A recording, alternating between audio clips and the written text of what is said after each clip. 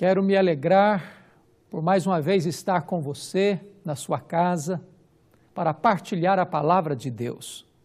Quero agradecer a você o carinho, o apoio, o incentivo, no sentido de apoiar, orar e divulgar o programa Verdade e Vida. Hoje eu quero tratar de um assunto extremamente importante para a sua vida, para o seu coração. Bíblia, a biblioteca do Espírito Santo.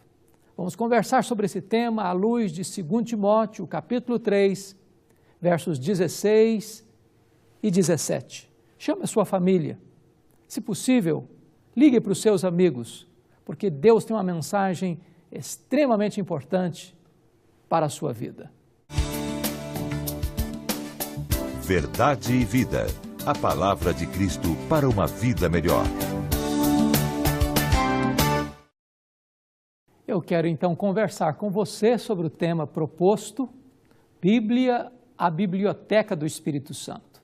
E vamos fazer isso à luz do texto de 2 Timóteo, capítulo 3, versos 16 e 17, que diz assim: toda a Escritura é inspirada por Deus e útil para o ensino, para a repreensão, para a correção, para a educação na justiça, a fim de que o homem de Deus seja perfeito e perfeitamente habilitado para toda boa obra.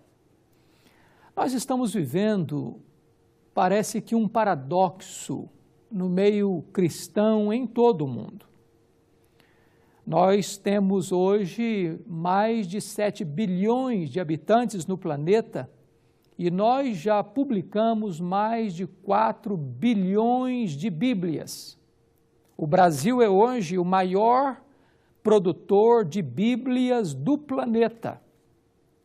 E, contraditoriamente, nós ainda temos uma igreja analfabeta da Bíblia. Há uma grande ignorância, falta de conhecimento acerca deste livro, que é o livro dos livros, que é a biblioteca do Espírito Santo.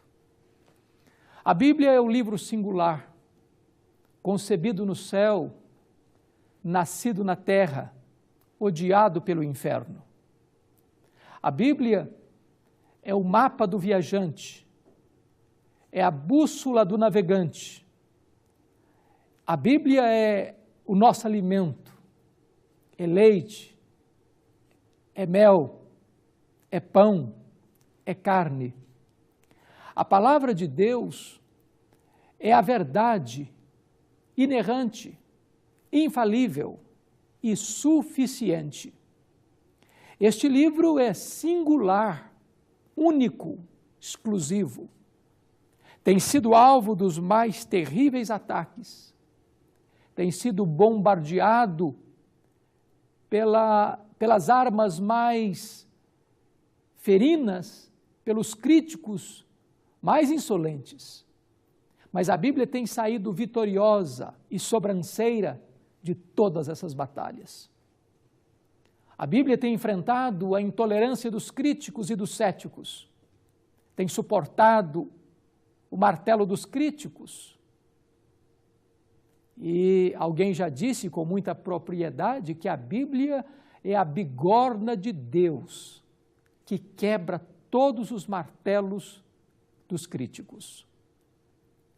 Os teólogos liberais tentaram esvaziar a Bíblia do seu conteúdo, dizendo que ela é um livro como qualquer outro, que contém erros, contradições, consequentemente está cheia de mitos, de relatos inverídicos, mas a verdade permanece. A Bíblia triunfa sobre essas críticas, vence todas essas batalhas e permanece sendo o livro mais lido no mundo. Há aqueles que tentam inserir na Bíblia aquilo que nela não está, agregando à verdade suficiente das Escrituras, visões, sonhos, revelações, experiências. Mas a Bíblia não precisa de ajuda, ela é perfeita, ela restaura a alma. É a palavra infalível do Deus verdadeiro. E esta palavra e esta verdade é a verdade que nos santifica. Por esta palavra nascemos, nesta palavra nos nutrimos, por esta palavra somos fortalecidos. É nesta palavra que encontramos uma fonte inesgotável de vida plena e abundante. Eu hoje gostaria de examinar com você o texto que acabamos de ler, 2 Timóteo 3, 16 e 17.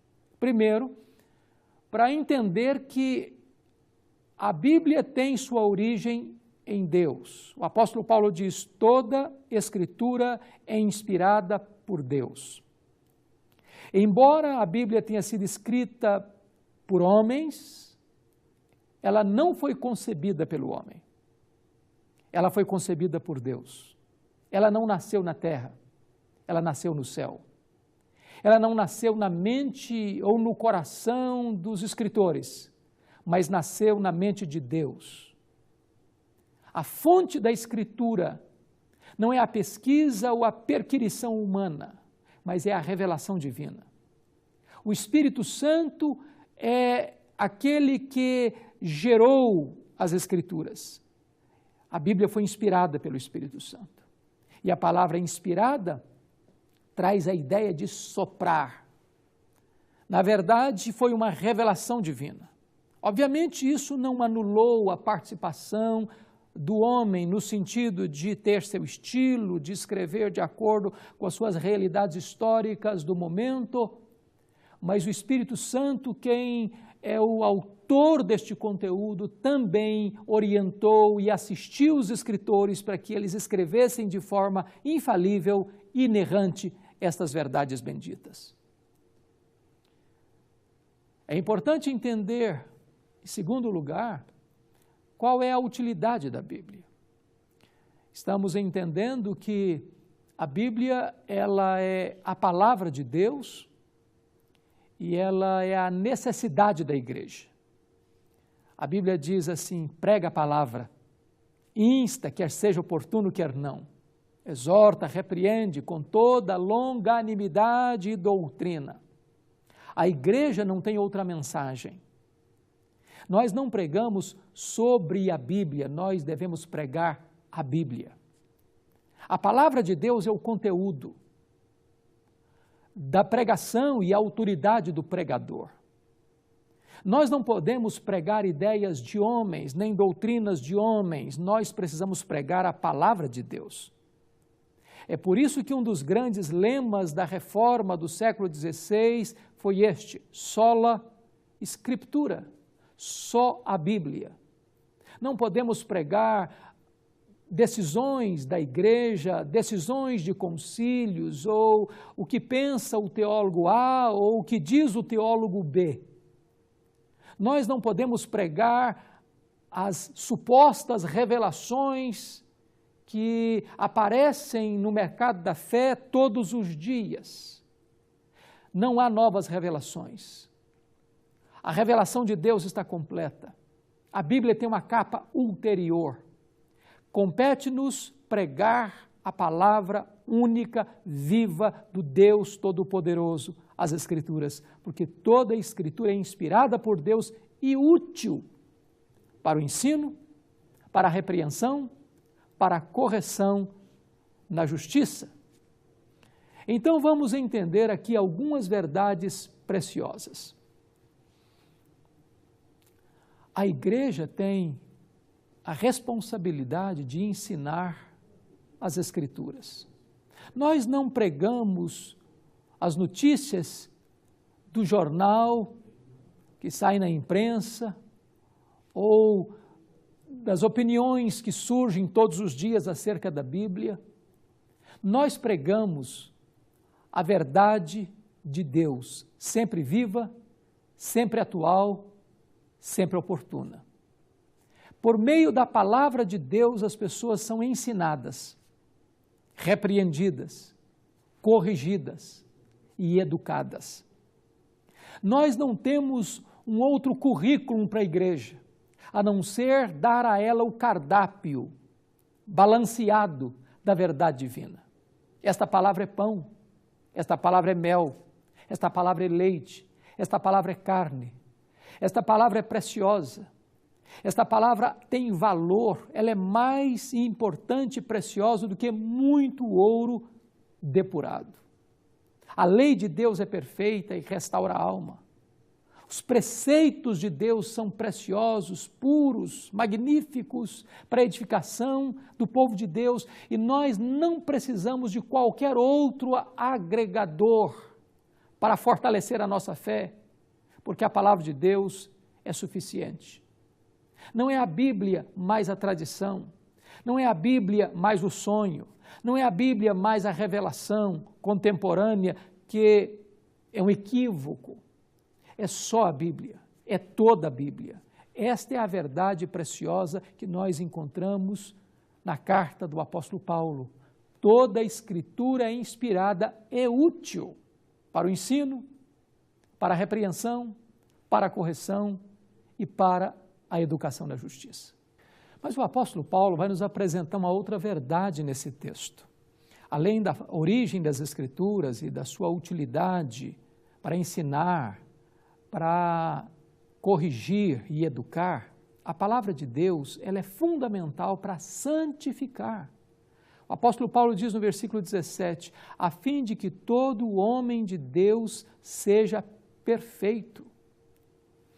Não há possibilidade de nós crescermos em santificação, a não ser que nós estejamos sendo alimentados continuamente pela palavra de Deus. A palavra de Deus é este leite, este pão, este mel, esta carne nutritiva que vai fortalecer as musculaturas da nossa alma, que vai nos dar sabedoria para viver, discernimento para decidir, que vai nos tornar perfeitos em Cristo Jesus. Na medida em que você vai examinando as Escrituras vão examinando você. Na medida em que você vai aplicando as verdades da Bíblia à sua vida, você vai sendo aperfeiçoado e você vai sendo transformado pelo Espírito Santo na imagem de Cristo, para se tornar um varão perfeito, na medida e na estatura do varão perfeito que é Jesus. O projeto de Deus na sua vida não é apenas salvar você, mas também aperfeiçoar você. O projeto de Deus não é apenas levar você para a glória, é transformar você à imagem do Rei da Glória. Então, medita na palavra de Deus, de dia e de noite. Alimente-se desta palavra, obedeça esta palavra, proclame esta palavra. E na medida em que você vai experimentando essas verdades tão preciosas, você vai sendo santificado, você vai sendo aperfeiçoado para que você, como homem e mulher de Deus, seja apresentado a Deus como uma pessoa perfeita. Finalmente, o apóstolo Paulo vai mostrar que a palavra de Deus é útil para equipar, treinar e capacitar os obreiros, a fim de que todo homem de Deus seja perfeito e perfeitamente habilitado para toda boa obra. A Bíblia nos exorta severamente acerca do perigo de fazer a obra de Deus relaxadamente. Maldito é aquele que fizer a obra de Deus relaxadamente. Há muitos líderes que têm dado palha para o povo em vez do trigo da verdade, que têm dado para o povo os devaneios de sonhos, visões e revelações estranhas às Escrituras, em vez de nutrir o rebanho de Deus com alimento genuíno e verdadeiro. Em muitos púlpitos tem-se sonegado o alimento espiritual para o povo, em alguns lugares até a morte na panela. Tem-se dado o veneno da heresia em vez da verdade preciosa das Escrituras. Se você é um obreiro, se você é um pastor, se você é um líder, se você é um professor de escola dominical, se você é líder de um grupo familiar, se você é um evangelista, se você é um missionário, se você tem o compromisso de ensinar a palavra de Deus, esmere-se em estudar a palavra de Deus. Você precisa ser um pastor que zele pelo pão nutritivo da verdade. Dê ao seu povo, ao povo de Deus, a verdade infalível, inerrante e suficiente das Escrituras. Pregue não sobre a palavra, mas pregue a palavra.